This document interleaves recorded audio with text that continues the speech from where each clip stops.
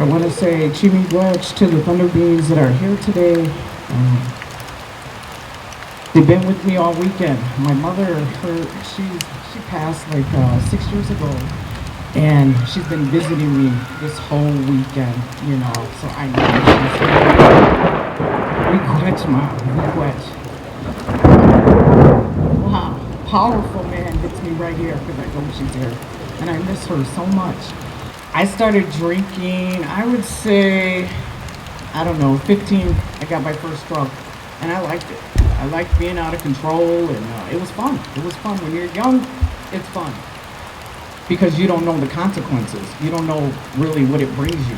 You don't know, that comes later, much later. You see the death. You see the sadness. You see what it does to the families. And it did that to our families. I mean, 35, I had another younger brother who committed suicide, and that was hard. That was a hard blow to our family. I have a big family, and I see a lot of my cousins and my sister and my brothers, they're all suffering from addiction, and it's hard.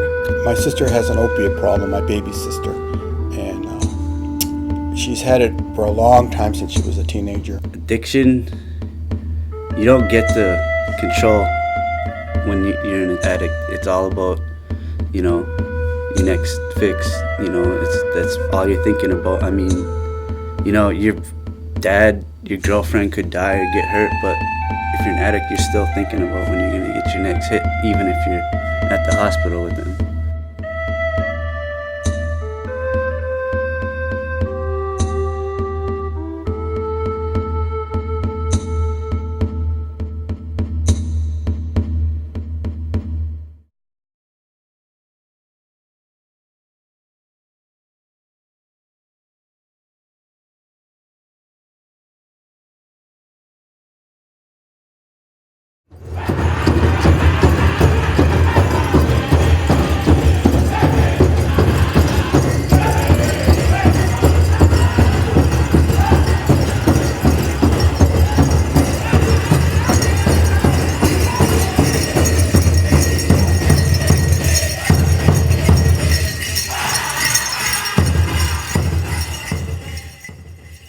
To me, being a firekeeper is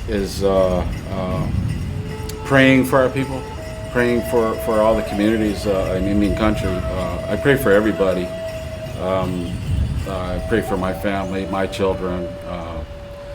The way we pray is to offer that what we call sama. It's tobacco,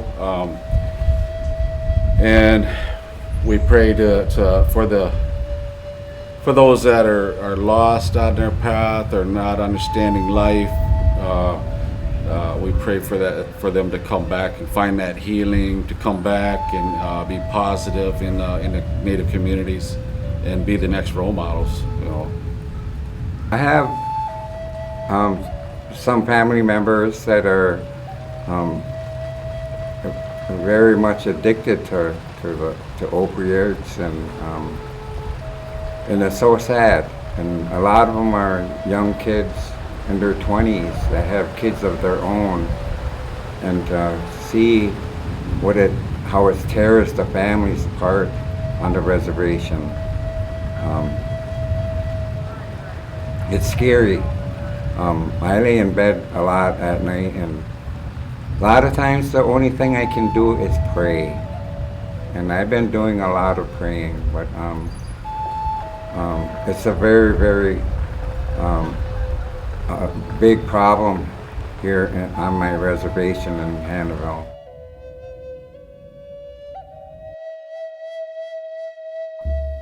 I had invited some cousins down from Baraga, and we got high and we got drunk, and I was taking Suboxones and Neurotins, and we were snorting something. I don't even know what we were snorting that day. That's how bad it was. I was just taking anything I could, honestly. I was taking up to 20, 30 Neurotins a day.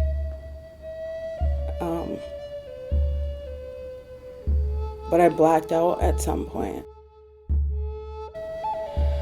And when I came to, I was on the toilet and I was throwing up and I was shitting. I don't know. And my daughter was standing there and she was looking at me.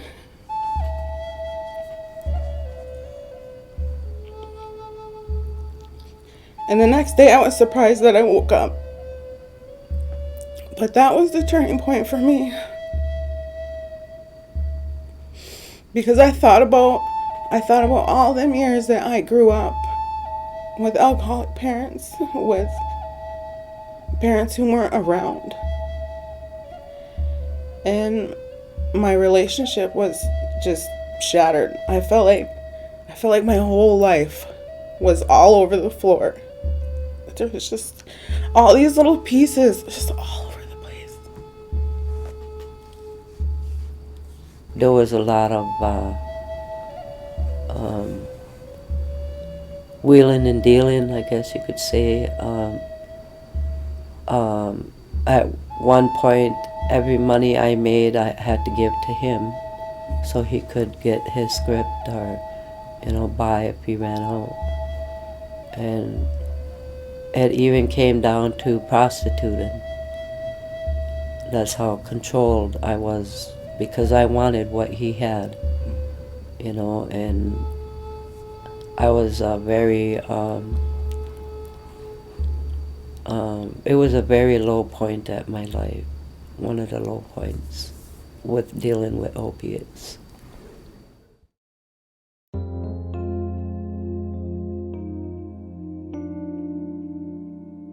I've worked in the community. I'll be going almost 38 years I've worked for the tribe. I sit on the tribal council, which is going on 40 years. If you want to go way back to when I was younger, I mean, we didn't deal with prescription pills. I mean, maybe people were taking it, but not. It didn't get to the point where they would get dependent on them, or at least we weren't aware of it. But right now, we see a lot of different drugs coming into the tribe. People bringing in drugs, selling to the tribal members, and it seems like the people are getting younger and younger that are using or really drinking to the point where they're getting cirrhosis of the liver and dying at a really young age. I mean, to me, end of your 20s and even early 50s is too young to be, passing on. I just came from my first opiate recovery summit on my res in Saginaw, Chippewa, the Mount Pleasant Reservation, our first annual, and there was judges, there was a senator, there was all the tribes from Michigan were there it was a summit about opiate addiction. It was the first one, and we all talked about the problem, not just in Indian country, but around the state of Michigan of the opiate crisis. What I learned is it's teetering down now. The guy had this one guy, he was a doctor into those scraps, and he said it peaked already, but it's coming down a little, which was good to hear. But he said the other thing about opiates is it's really bad in Indian country, and I didn't like to hear that. When I first came out here, the majority of people seemed to have more of an alcohol problem or marijuana, were their two main drugs of choice. And in the last probably 5 years, it's totally switched over to most of the people I see. Opioid dependence is the major diagnosis that I make. Mm-hmm.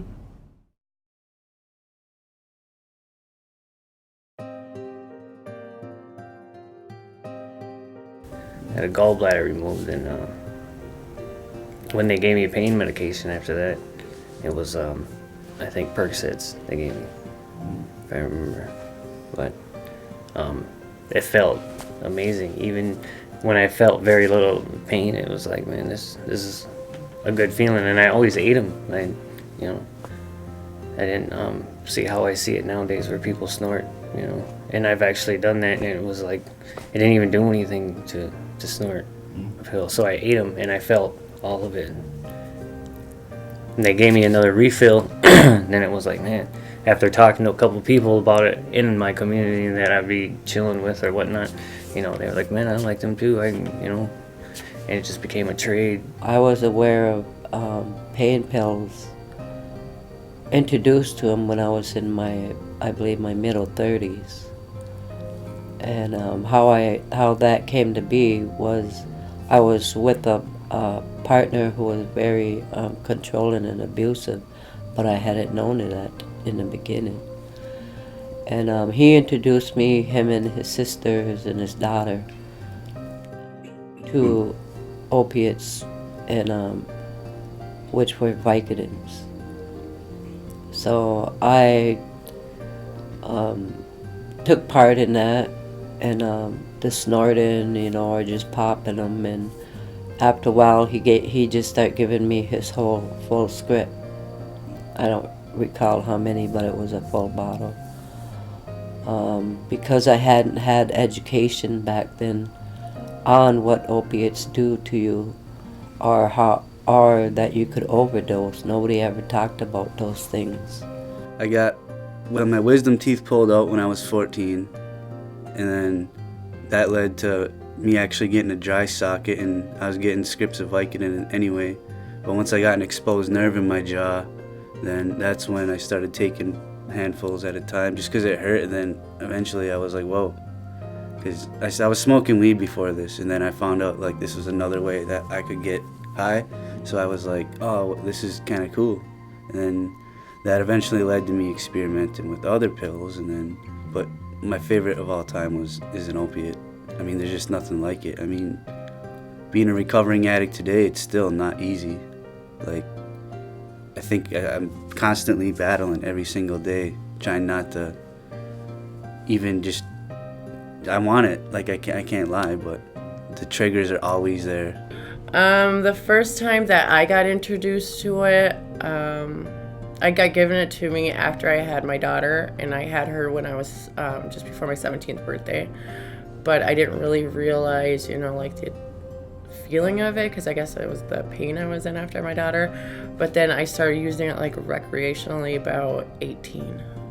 And it was another family member that had showed it to me, and we just kind of started using it. I guess it started through recreational. My friends were doing it, I was always kind of weary with it. I mean, I would try it, but then I think more or less I got addicted through the dentist. Honestly, I was having a lot of teeth problem, and they were prescribing me really strong painkillers for a long time, so I think that had a lot to do with it.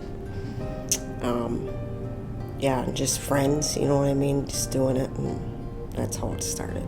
Yeah. While I was in a foster home, I was sexually abused for well over 3 years, and I lost an older brother, in 2001 to suicide. He was high. He had been drinking that day.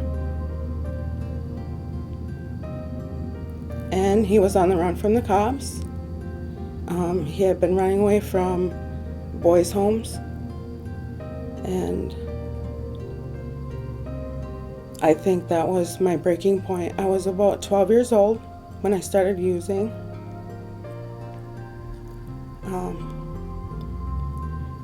I started getting high at first, smoking marijuana, which was crazy to me at the time because my dad would smoke with my sister. It was kind of like a bonding experience between a parent and a child, and I used to get so angry. I used to get so mad at him, and I would just yell at him about it. And then my brother died, and I started smoking, and then that led to drinking, and then that led to doing pills. And for 18 years, it was just like chaos. It was chaos all the time, being broke. And then I started having kids, and they were born addicted.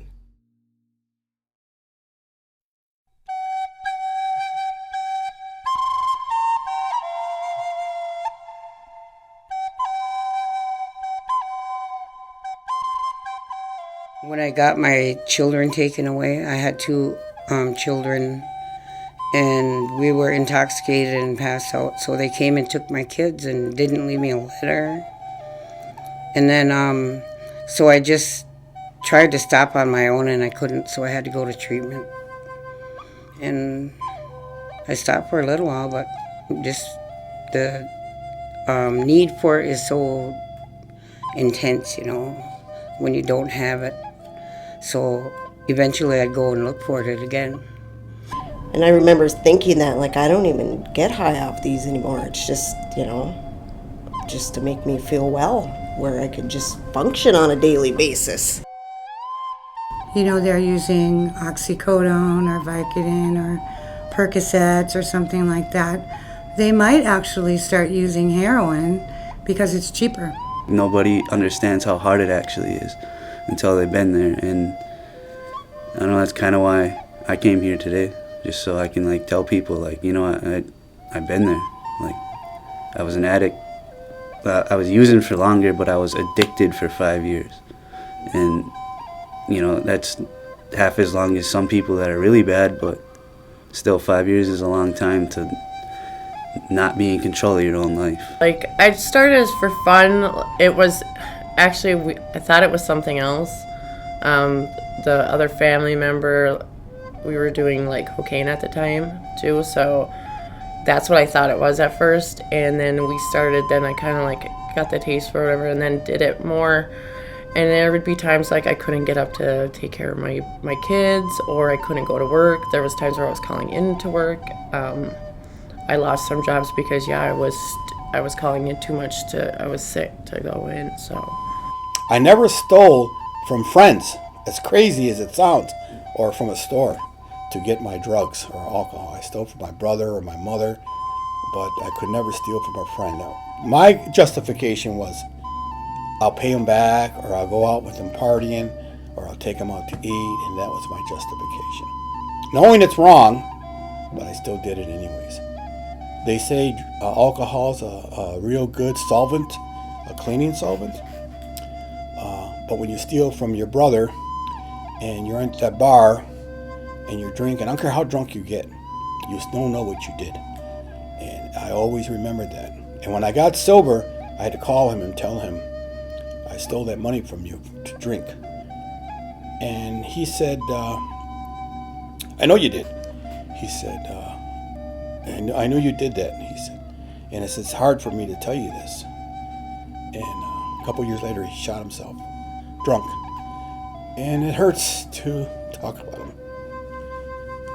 because I have the gift of sobriety he didn't have. You know. And this is the same brother that when I got shot, I was DOA, dead on arrival. He dragged me dead to the hospital, and they revived me after a long time. I was dead 3 times during the operation, and he's the one that saved me. It's weird. He saves me, and he shoots himself. I was messing around. I was cheating on my boyfriend at the time. And just gambling and drinking and getting high. I was on Suboxone for a good 5 years. And the only reason that I started the Suboxone was because I was involved with CPS. And they told me that if I didn't get on Suboxone, that they were going to take my kids from me. So I did it, which was difficult. Honestly, I couldn't understand why they just didn't want me to get clean. But I was pregnant, and I had been using a lot of opiates, and they didn't want me to lose the babies. So it all kind of led into being unfaithful in a 3-year relationship, and my kids, I wasn't involved with their schooling. I didn't even know who their teachers were. I had done what I thought was a pretty good job of kind of shielding them from what was actually going on with her anyway. As honest as I try to be with them, sometimes that just didn't come up, because how do you tell a 4-year-old, or how do you tell a 2-year-old that mommy can't wake up right now because she took too many pills?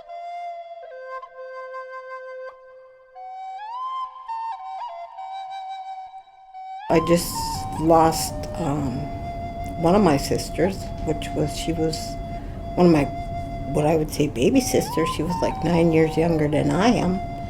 Just lost her to cirrhosis. She died very young, long before she had to. But it was because of the pills and drinking, and I have another sister that's just, she quit now, but the damage is there, and hopefully it can repair it so she's with us a while longer. And I also had a brother that was alcoholic, and he died really young. So they are like, I'm 60 and they're dying like at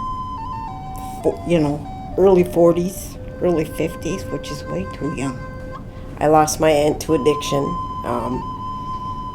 And hers, I pretty much know her story. She started out with the pills, and then she had never really been a drinker before, and she started drinking pretty heavily. And we worked together at the same place for, God, like 6-7 years. I mean, we were together every day.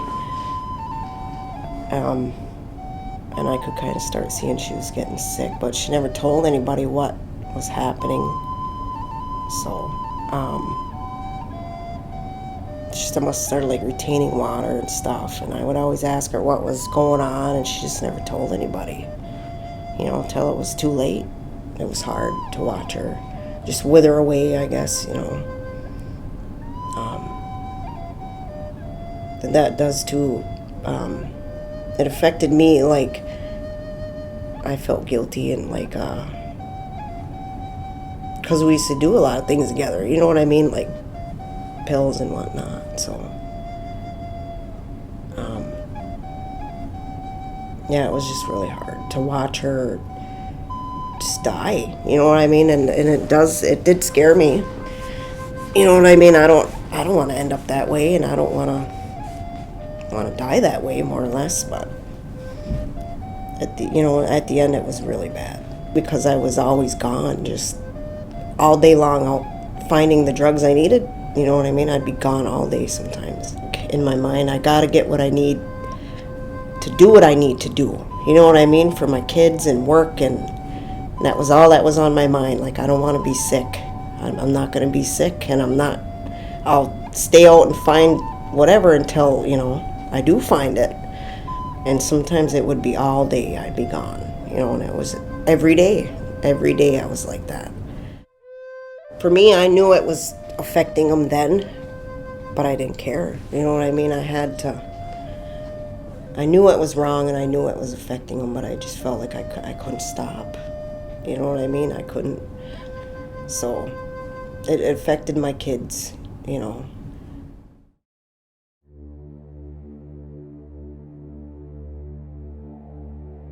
Just gonna have to learn it the hard way, you know what I mean? They want to start getting high, doing drugs that, there's really no positive outcomes.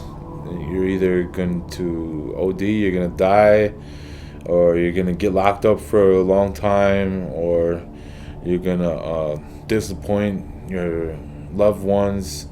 Anyone who ever cared about you, they're gonna disown you. There was times where if I would have, got in trouble for what I was actually doing, as far as how much drugs I had or whatever, I could still be sitting in prison right now. I would still be there probably. The county jails, I mean, a lot of people in county jails say, people who've been to prison say they would rather be in prison than county jails, because that's where you're gonna go at first, before your trial, and you don't have no freedoms. There's no yard, you know what I mean. You don't get to go outside or whatever. You're just trapped in a room with a bunch of dudes all sharing the same bathroom, or eating like really terrible food, and it just sucks. That's the other thing too, is thinking about trying to get your life straight, is because once you're in jail, all you can think about is like, what could I have done different? If there was one thing that I could have did to change this, I would have. You know what I mean? when you get locked up or whatever, you get a lot of the time to think about, what the hell did I do wrong? You know what I mean? There's what could I have done to avoid this? Anything. If I could have had to do anything, I would have did it just to make sure I didn't wind up here.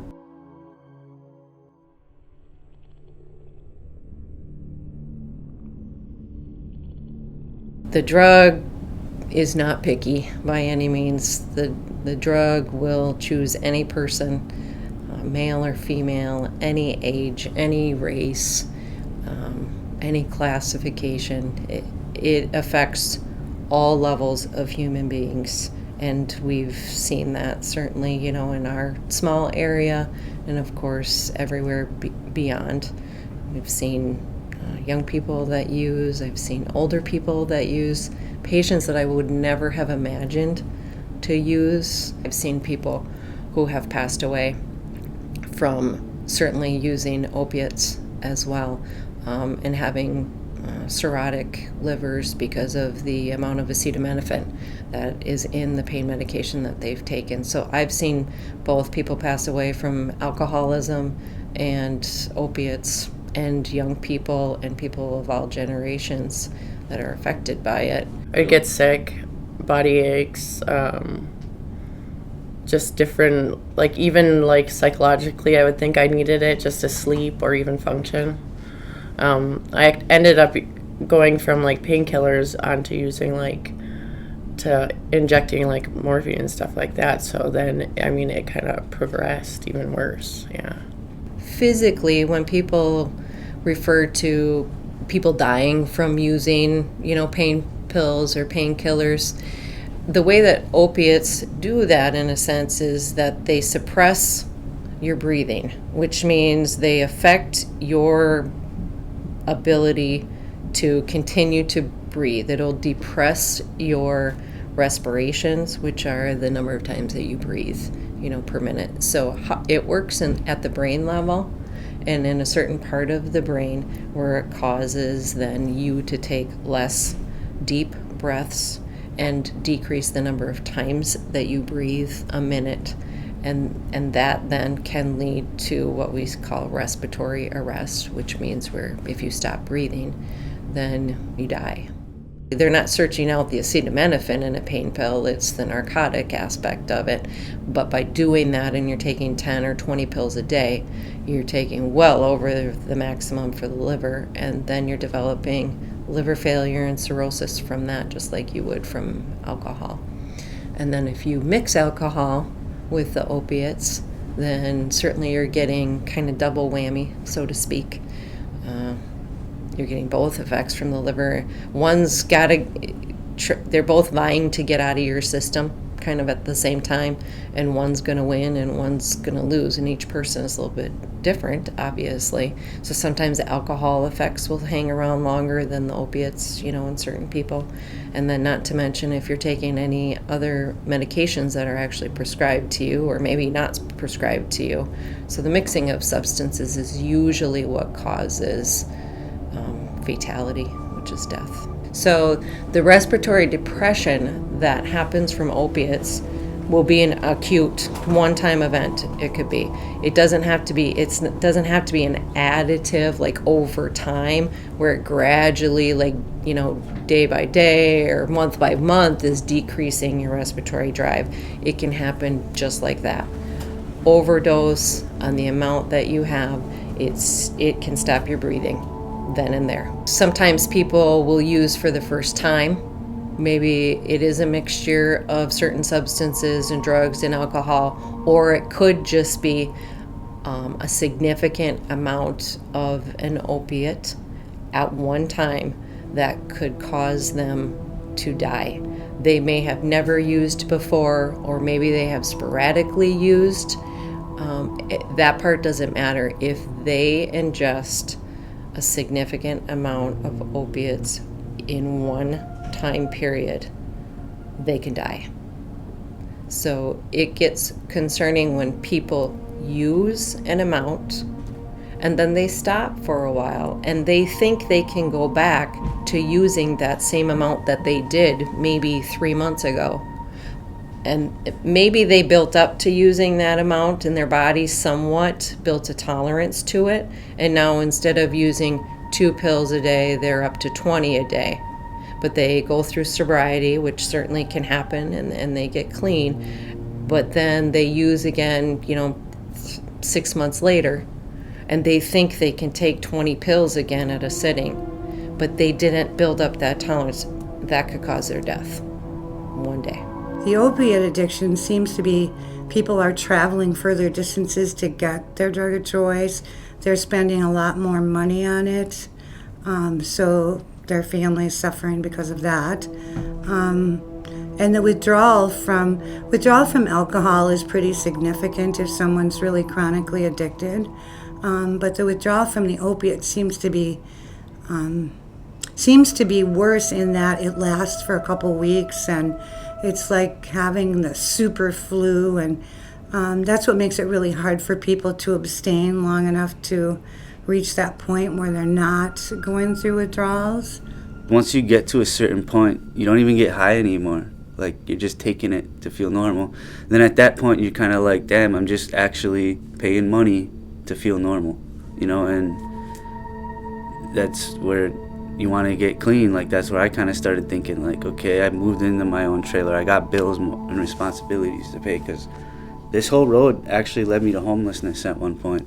And being homeless, I didn't have no bills and stuff to pay. It was just all about my addiction, and that's when it got to the worst point. That's when I was taking 20 pills a day. That's when I was, just being self-destructive, I suppose. I was drinking whiskey at the same time all the time, and it's not like I was like trying to kill myself. I just didn't care. I just was being careless, and eventually, I don't know if it's me or maybe just me just turning a new page or just thinking a new way, or something happened. And actually, that something could have been going to jail, but that I was trying to get clean before that. Like, I was struggling trying to use like Suboxone maintenance and stuff, and that was just taking a really long time. And then, I got thrown in a cold jail cell, and I withdrew for like 30 days, 2 weeks. It was really bad, having seizures and sweat, nausea, diarrhea, cold sweats. You can't get hot, you can't get warm, you can't eat, and even when you do, you use the bathroom right away. And that definitely, I don't want to go back to that. Like, I already went through that, and I'm still going through that kind of. Like, I still get those, they call it post-acute withdrawal symptoms. It's something you get when, like, I am clean for 7 months, but sometimes I might just get a real bad case of like restless legs or something, and that's a withdrawal symptom. And going to jail, that is kind of what, I was like, okay, I'm clean, I'm ready to do this now, don't go back to it. And to this day, I still crave it that bad.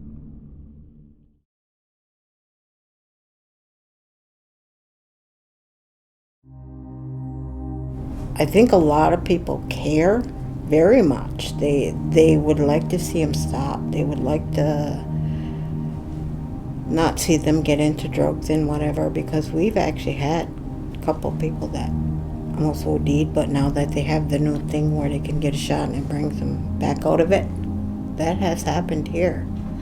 So people are aware of all the, and they do care. They care. I mean, we try to get as many programs in here to try to help the people. We do have a Suboxone program, which I am part of, and Suboxone is a medication. So the big push now is on medically assisted treatment.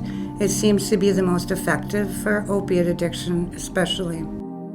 All of the studies show now that medically assisted treatment is really the best proven method of treatment for opiate addiction. You are scared that you think that nobody does care, and maybe you're in this all alone. Not to be, just reach out, call a number, talk to a counselor. I mean, even I think that you can even go to like the police department and they can help you with reaching out to someone. Even when somebody discloses maybe that they have used, and I wouldn't have expected that. I mean, the positive part of that is that they acknowledged it. Now we can work on it. And what do we work towards, and how do we do that? And we have seen that through our patient population, people that are here. We have a psychiatrist that is here and helps people with, we call it medication-assisted treatment.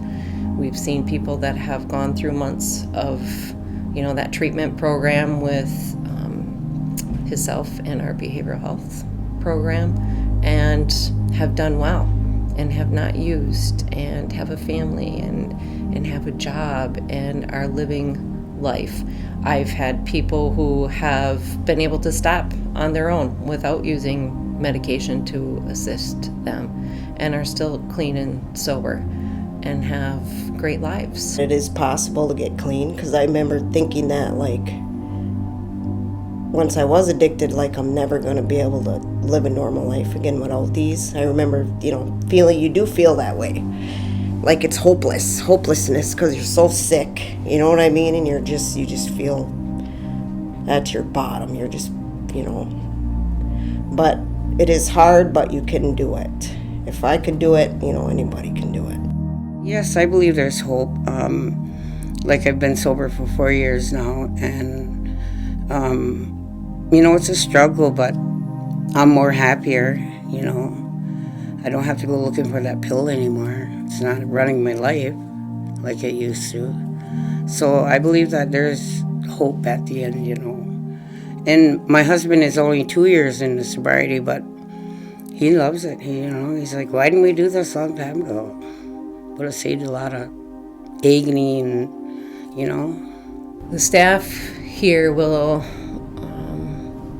tell you that communication is everything, because I say that in every aspect of when we're seeing patients, no matter what it's for.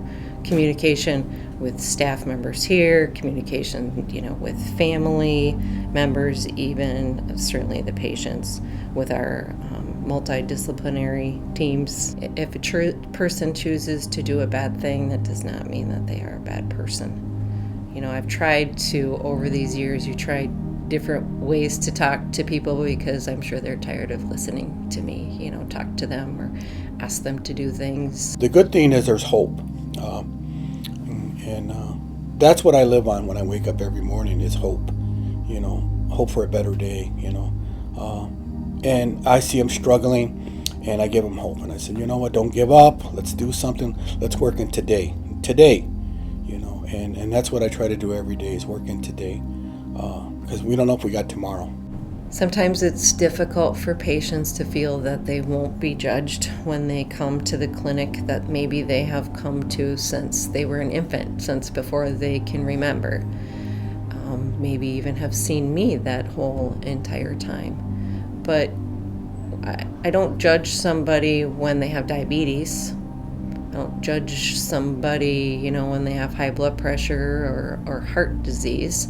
And some of those things are choices that they're making in their lifestyle too. A diabetic could choose to have a piece of cake, and they know they shouldn't, and I'm going to tell them that they shouldn't do that. But you don't judge. You just say, you're doing that. How can we change it? What are you going to change to be healthier? So we try and look at it in the same respect if somebody is using a substance or they are dependent or addicted to something. How can we help you to stop that behavior, that habit? I want to be part of the healing, helping them heal, because in myself, I'm grateful that I'm healed one day at a time, from my addictions, so I can be strong again, my spirit's back. That's a big thing.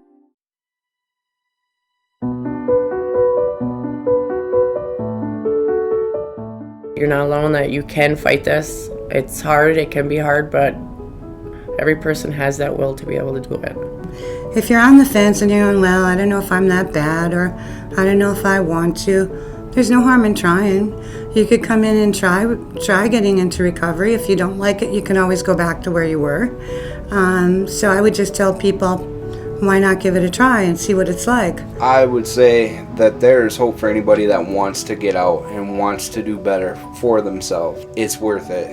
It's definitely worth it to pick yourself up, to do the hard steps. That first year of doing it, it's just hard physically. It's hard to overcome an addiction, but also it's hard to break ties with people that you've known for as long as you've known your addiction. You know, anybody that, and that's what it takes. I've been here 19 years, so I'm on, you know, certainly onto my second generation of people for sure. I've known these people for a long time. They become part of your life. They have to over that period of time in a small community. So I would feel like I would know them, but sometimes that's certainly been proven wrong to me. But yet, you can't lose, you know, hope and trust in people too, and that's why we're here, is to help care for people and help them care for themselves, and to never lose track of that. Sometimes it's hard because you get hardened, but you know, I care about people. That's why I do what I do, and that's why I'm still here. I was in treatment for 45 days, and I've been clean since. Completely clean, and this is the longest I've been clean since I started using when I was 12 years old. And it feels amazing. I love it. Like, we're able to go on a 10-day camping trip, and I've been preparing all week. I can't wait. I'm excited. I see my kids as teachers every day. I'm at the school every day. You know, we go to the beach all the time. They have a swimming pool. They have so many more things than I ever had when I was a kid, and I love it. I want them to have the opportunities that I never had. And I tell people all the time, I said, I'm just breaking the cycle, you know, because people are growing, the kids, they're growing up in homes with people who are addicted, and a lot of people don't know how to get out.